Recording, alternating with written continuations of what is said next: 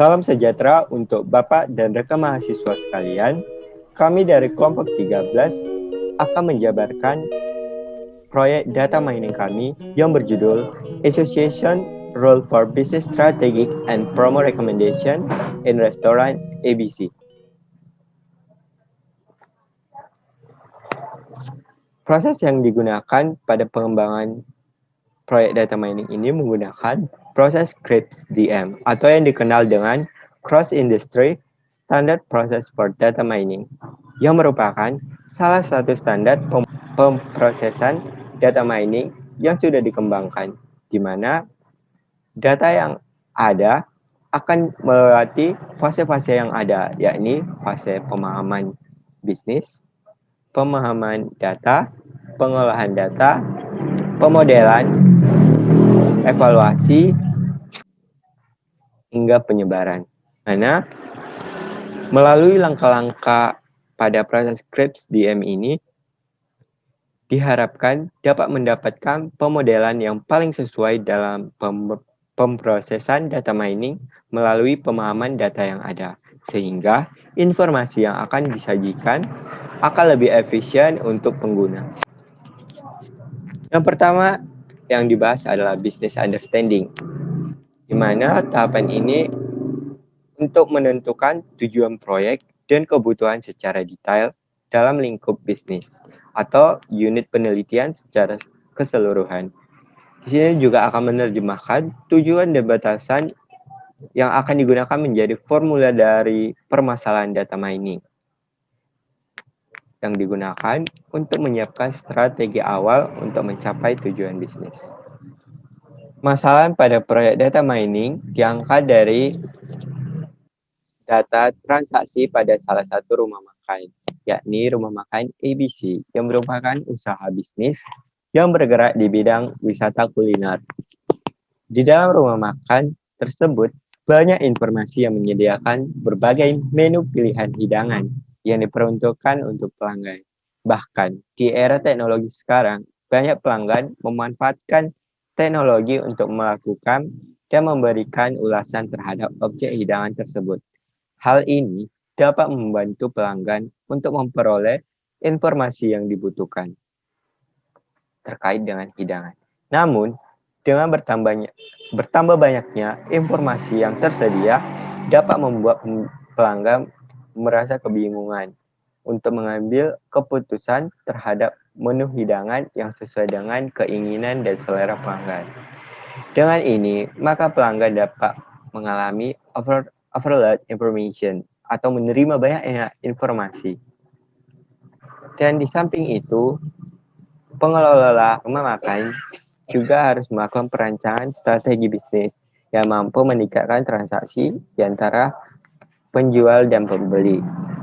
Maka, si pengelola membutuhkan pemahaman yang mendalam terkait dengan perilaku konsumen. Maka dari itu, permasalahan-permasalahan tersebut diatasi melalui pengembangan sistem rekomendasi di dalam organisasi. Rekomendasi produk dapat dimanfaatkan sebagai aplikasi modal yang mampu memahami keadaan dan keinginan pelanggan melalui adanya hasil observasi terhadap data transaksi oleh pelanggan.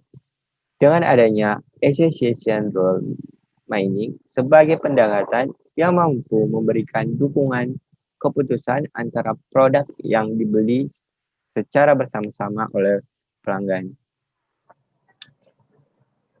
Salah satu teknik untuk membangun sistem rekomendasi yang tepat sasaran tanpa melakukan interaksi secara langsung dengan konsumen adalah dengan memanfaatkan teknik data mining. Teknik data mining yang digunakan di dalam penelitian ini yakni menggunakan fungsi association. Melalui pengolahan data dengan fungsi association dapat mendapatkan informasi terkait dengan menu makanan yang saling berasosiasi. Maka ketika suatu produk tersebut diminati oleh pelanggan, maka produk lain yang memiliki keterkaitan yang kuat akan memiliki kemungkinan juga untuk diminati. Association rule mining adalah suatu prosedur untuk mencari hubungan antara item dalam suatu dataset yang telah ditentukan. Dalam menentukan suatu accession rule, terdapat suatu interestingness measure atau ukuran keterkaitan yang didapat dari hasil pengolahan data dengan perhitungan tertentu. Umumnya ada dua ukuran, yakni yang pertama support dan yang kedua confidence. Di mana kedua ukuran ini nanti akan berguna dalam menentukan interesting association rules, yaitu untuk dibandingkan dengan batasan atau threshold yang ditentukan oleh user. Batasan tersebut umumnya terdiri dari minimum support dan minimum confidence. Di dalam mengimplementasikan accession rule digunakan pemodelan algoritma a priori yang merupakan algoritma analisis keranjang pasar yang digunakan untuk menghasilkan aturan asosiasi. Sesuai dengan namanya, algoritma ini menggunakan knowledge mengenai frequent item set yang telah diketahui sebelumnya untuk memproses informasi selanjutnya. Metode ini dimanfaatkan dalam mengidentifikasi pola, yakni menggunakan accession rule dengan algoritma a priori. Metode serta algoritma ini pakai untuk menemukan transaksi penjualan dengan strong association atau keterkaitan yang kuat antara menu hidangan di dalam transaksi yang akan dimanfaatkan oleh sistem rekomendasi sebagai saran menu hidangan yang dapat membantu pelanggan menentukan menu hidangan yang akan dipesan dari rumah makan tersebut. Secara umum, terdapat 3 tujuan dari pengembangan proyek data mining ini. Yang pertama, mengimplementasikan association rule mining pada data transaksi penjualan rumah makan ABC. Yang kedua, menemukan pola kebiasaan pelanggan yang dapat membantu untuk merekomendasikan menu-menu kepada pelanggan. Yang ketiga, yakni membantu meningkatkan penjualan dengan melalui penemuan pola penjualan hidangan yang dapat dimanfaatkan oleh pengelola untuk merancang strategi maupun promosi hidangan tertentu dan dapat merancang strategi pemasaran serta promosi produk menjadi lebih tepat sasaran. Selanjutnya, saya akan menjelaskan mengenai data understanding. Data understanding merupakan fase mengumpulkan data awal dan mempelajari data untuk bisa mengenal data yang akan dipakai. Langkah-langkah yang terdapat pada data understanding yaitu yang pertama, collect initial data. Pada tahap ini dilakukan pengumpulan dataset yang berupa pemesanan makanan di restoran ABC. Dataset yang digunakan akan diambil dari Kaggle dalam bentuk dokumen spreadsheet.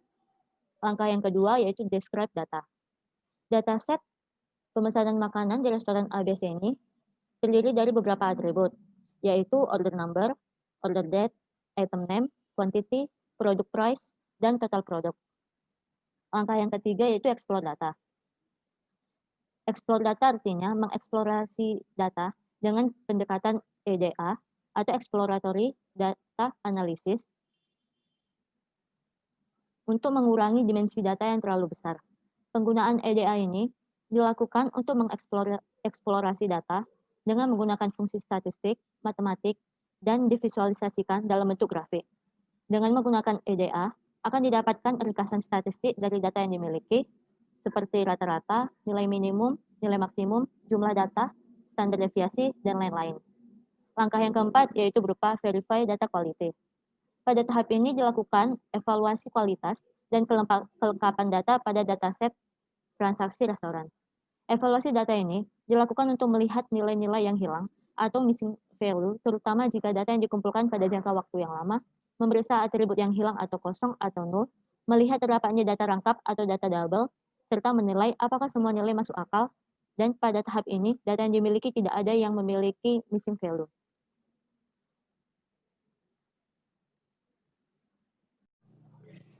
Untuk tahapan ketiga, yakni data preparation, yakni pada tahapan ini akan dilakukan proses pemilihan serta pengolahan data yang akan dimanfaatkan pada tahapan selanjutnya, yakni pemodelan, di mana model yang telah dirancang akan dapat memberikan hasil maksimal sesuai dengan target yang dibutuhkan.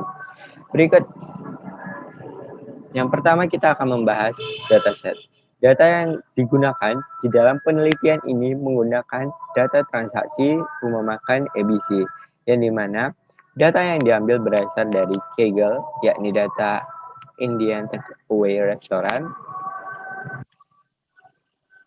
Data yang diperoleh berbentuk separated value yang terdiri dari 74.818 baris transaksi serta 7 atribut atau fitur, yakni order number, order date, item name, quantity, product price, total product, yang akan dimanfaatkan untuk menemukan pola konsumsi dari pelanggan.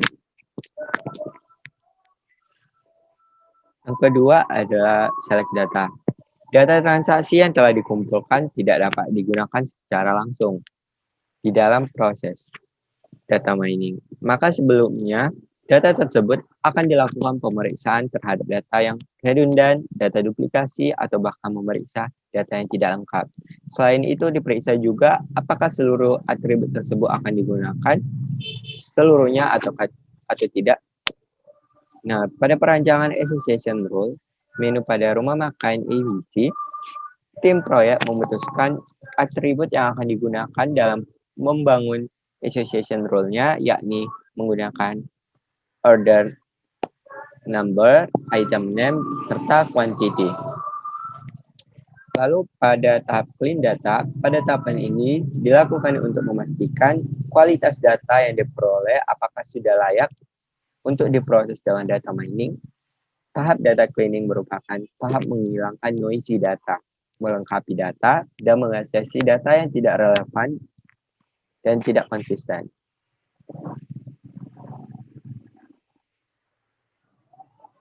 Setelah tim proyek melakukan eksplorasi data, ternyata tidak terdapat nilai nol pada kolom data. Isi data tiap barisnya juga sudah sesuai dan tidak terdapat missing value pada tiap kolom data. Oleh karena itu, data ini telah dapat dimanfaatkan ke dalam tahapan proses pemodelan. Berikut hasil yang telah decoding, yakni tidak terdapat data yang missing. Lalu selanjutnya format data. Bentuk data yang diakses oleh algoritma data mining. Data dalam penelitian ini dibuat dalam bentuk binary value data. Nah, yakni pengubahan data dalam bentuk boolean yang menunjukkan frekuensi setiap produk dalam transaksi. Pemilihan teknik model dan pembangunan model itu sendiri. Di sini saya akan menjelaskan mengenai pemilihan teknik model. Teknik yang digunakan pada proyek ini adalah analisis asosiasi dengan menggunakan algoritma a priori. Analisis asosiasi atau yang dikenal sebagai association rule merupakan teknik penambangan data yang bertujuan untuk menemukan aturan asosiatif antara kombinasi item, di mana prinsip penambangan analisis asosiasi dapat dilakukan dengan algoritma a priori. Algoritma a priori ini sendiri berguna untuk menemukan frequent item set. Pada algoritma a priori terdapat 3 komponen utama seperti support, confidence, dan leaf. Support merupakan ukuran di mana seberapa besar tingkat dominasi suatu item atau item set pada semua transaksi yang terjadi. Yang kedua adalah confidence. Confidence merupakan ukuran yang menampilkan hubungan yang terjadi terhadap dua item secara kondisional. Yang ketiga adalah leaf. Leaf merupakan sebuah angka rasio yang menunjukkan berapa banyak kemungkinan menemukan sebuah atribut yang muncul bersamaan dengan atribut lainnya dibandingkan dengan seluruh kejadian. Selanjutnya saya akan menjelaskan mengenai pembangunan model. Pada implementasi analisis asosiasi menggunakan algoritma a priori, di sini kami dibantu dengan library dari Python, yaitu MLExtend, yang berisi ekstensi dan modul bantuan untuk analisis data dan library pembelajaran mesin lainnya. Definisi lain yang perlu diketahui selain dari support, confidence, dan leaf adalah item set, minimum support, antecedent, dan consequent. Item set yang merupakan kumpulan dari suatu item atau lebih disebut yang merupakan kandidat dari aturan-aturan asosiasi. Minimum support adalah suatu indikator untuk membedakan antara item set yang frequent atau tidak. Yang ketiga adalah antecedent. Antecedent merupakan kandidat yang menjadi aturan. Consequent merupakan kandidat yang menjadi kesimpulan dari aturan tersebut. Pada implementasi dapat kita lihat salah satu contoh dari item set seperti alu gobi, buna, bombay alu, butter chicken. Dan untuk minimum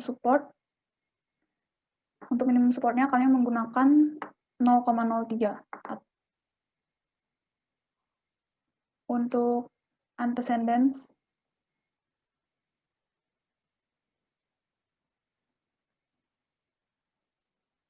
Untuk contoh dari antecedents dan consequence sendiri dapat kita lihat pada implementasi berikut, di mana antecedents adalah bombay alu dan konsekuensinya merupakan chicken tikka masala.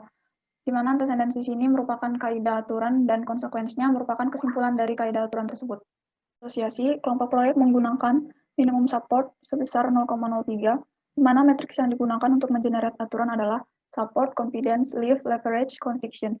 Di mana conviction merupakan kemungkinan dari item A akan dibeli ketika B telah dibeli dengan mempertimbangkan popularitas A jika leave lebih besar dari 1.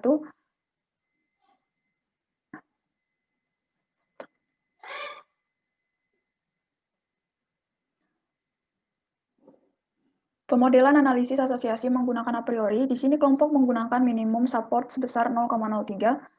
Dengan matriks yang digunakan untuk mengenerate aturan adalah support, confidence, leave, leverage, conviction. Di mana conviction merupakan kemungkinan dari item A akan dibeli ketika item B telah dibeli. Dengan mempertimbangkan popularitas A, jika leave lebih besar dari 1, maka item B kemungkinan besar akan dibeli secara bersamaan dengan A. Di sini minimum threshold untuk metrik kami menggunakan 1.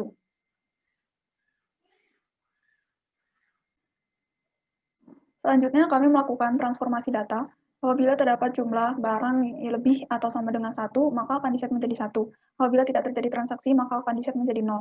Di sini dapat kita lihat bahwa pada order number 630 tidak terjadi transaksi terhadap AloCat, AloGobi, dan Alomatic.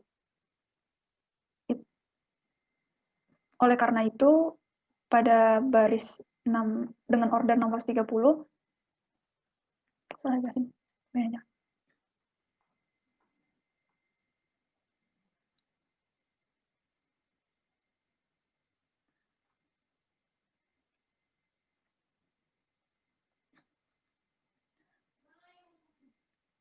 Selanjutnya, di sini akan dibuat variabel di mana terdiri dari beberapa barang yang sering dibeli dari seluruh transaksi yang sudah disimpan dalam database.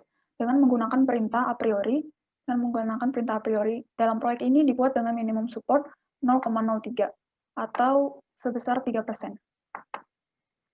Di sini dapat kita lihat item set dengan supportnya.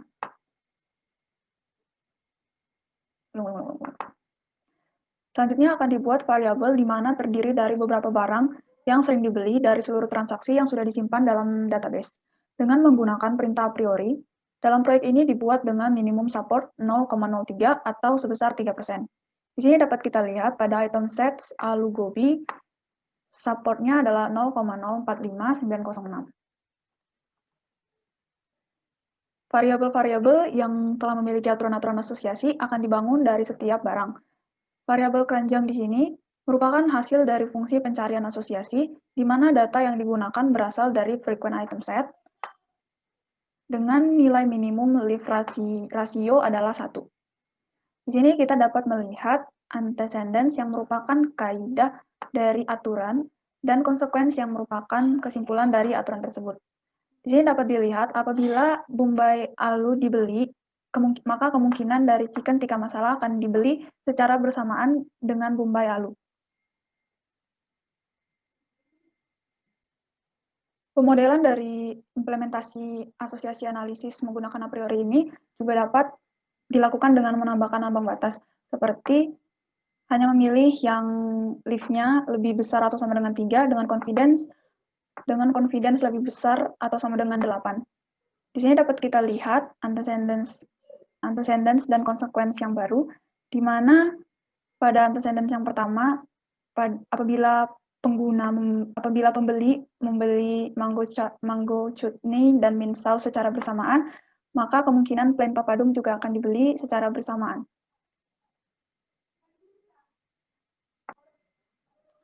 Aturan-aturan yang sudah diterapkan sebelumnya akan lebih mudah untuk dipahami oleh perusahaan dengan disajikan dalam bentuk visualisasi. Pada proyek analisis asosiasi akan menggunakan dua buah visualisasi, yaitu heat map, dan bar chart. Kita dapat melihat pada bar chart yang pertama, yaitu Bombay Alu dan Chicken Tikka Masala. Jika pelanggan membeli Bombay Alu, maka Chicken Tikka Masala akan dibeli juga dengan confidence 0,23 dengan lift lebih besar dari 1. Yang berarti kemungkinan Chicken Tikka Masala akan dibeli dengan Bombay Alu. Yang kedua, pada bar chart yang kedua adalah Chicken Tikka Masala dan Bombay Alu. Jika pelanggan membeli Chicken Tikka Masala, maka Bombay Alu akan dibeli juga dengan confidence sebesar 0,19 dengan lift lebih besar dari 1. Di sini dapat kita lihat bahwa kemungkinan dari pembeli membeli Bombay Alu, maka Chicken Tikka Masala akan dibeli juga, lebih besar daripada 3 rule yang ada di sini. Selanjutnya pada visualisasi heat map, di sini dapat memudahkan perusahaan juga untuk melihat asosiasi antar setiap itemnya. Contoh yang pertama adalah pada plain papadum dan pilau rice memiliki kemungkinan yang paling besar dari antara semua item set. Di sini dapat kita lihat bahwa pilau rice dan plain papadum memiliki kemungkinan dibeli secara bersamaan lebih besar daripada item yang lainnya. Selain itu dapat kita lihat juga pada plain naan dan pilau rice. Semakin merah warna dari kotak heatmap ini, maka semakin besar kemungkinan suatu item itu dapat dibeli secara bersamaan. Selanjutnya, saya akan membahas mengenai tahap evaluation. Pada tahap evaluation ini, dilakukan dengan menggunakan konsep yang sama seperti tahap modeling. Pada tahap evaluation ini, berisi uraian mengenai evaluate result dan evaluate proses. Pembahasan yang pertama mengenai evaluate result.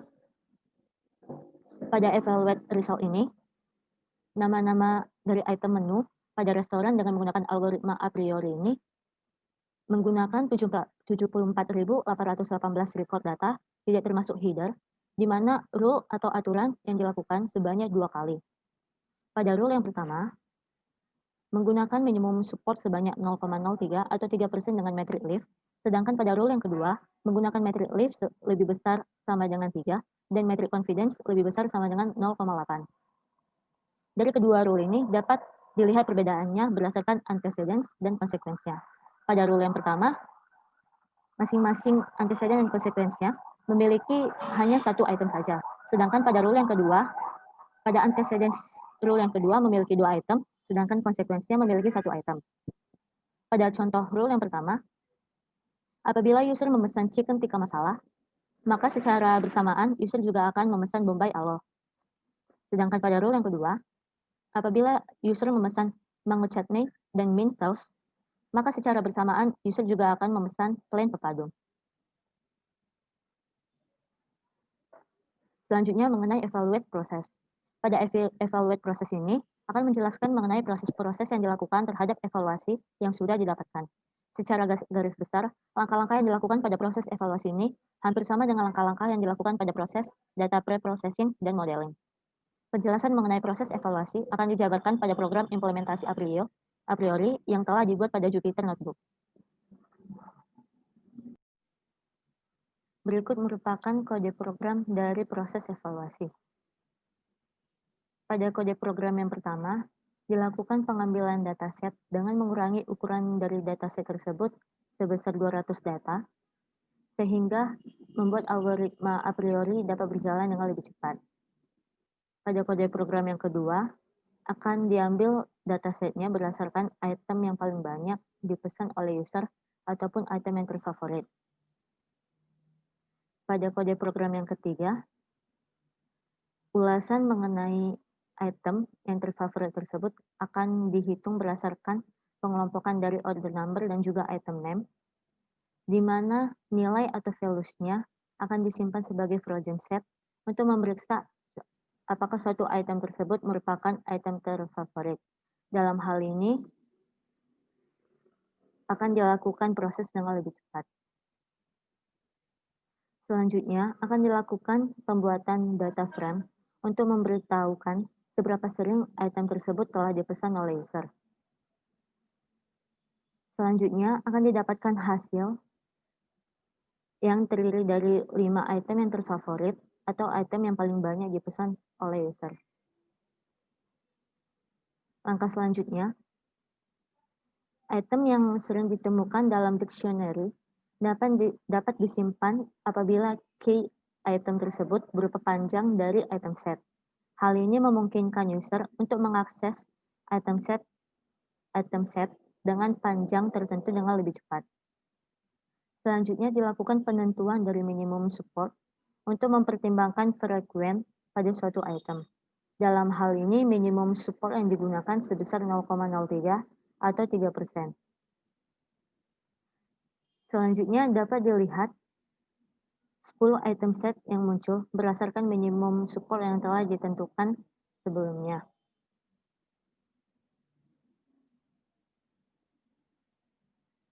Pada langkah selanjutnya, sudah terbentuk suatu rule dari association rule berdasarkan frekuen item set yang sudah dijabarkan sebelumnya. Pada hal ini, rule yang ditetapkan terdiri dari 2 rule, di mana rule yang pertama menggunakan minimum support 0,3 dan rule yang kedua menggunakan lift lebih besar sama dengan 3 dan confidence lebih besar sama dengan 0,8. Penjelasan mengenai hasil dari evaluasi ini sudah dijabarkan pada evaluate result. Selanjutnya, saya akan membahas mengenai deployment. Tahap deployment atau pengembangan proyek yang sudah dilakukan berupa visualisasi heatmap dan bar chart, di mana visualisasi ini membantu restoran untuk menentukan kemungkinan suatu item akan dibeli bersamaan dengan item lainnya. Adapun beberapa pengembangan atau deployment yang dapat dilakukan yaitu yang pertama, pengembangan interface untuk memudahkan komunikasi antara pengguna dengan sistem dengan penambahan fungsi-fungsi pada interface sesuai dengan keinginan pengguna, seperti menyediakan interface untuk memasukkan nilai support, confidence, maksimum item, dan lift yang akan digunakan. Yang kedua, peningkatan kinerja sistem. Yang ketiga, dilakukan pemeliharaan sistem atau maintenance untuk dilakukan perbaikan-perbaikan terhadap sistem yang sedang berjalan. Yang keempat, penerapan pada sistem database dengan menggunakan server yang lebih besar sehingga proses generate data akan lebih cepat dan hasil analisis yang didapat akan lebih akurat. Yang kelima, pembuatan dokumentasi berupa laporan dari program yang telah dibuat ataupun kelebihan dan kekurangan yang terdapat pada program sebagai bentuk pengembangan sistem selanjutnya.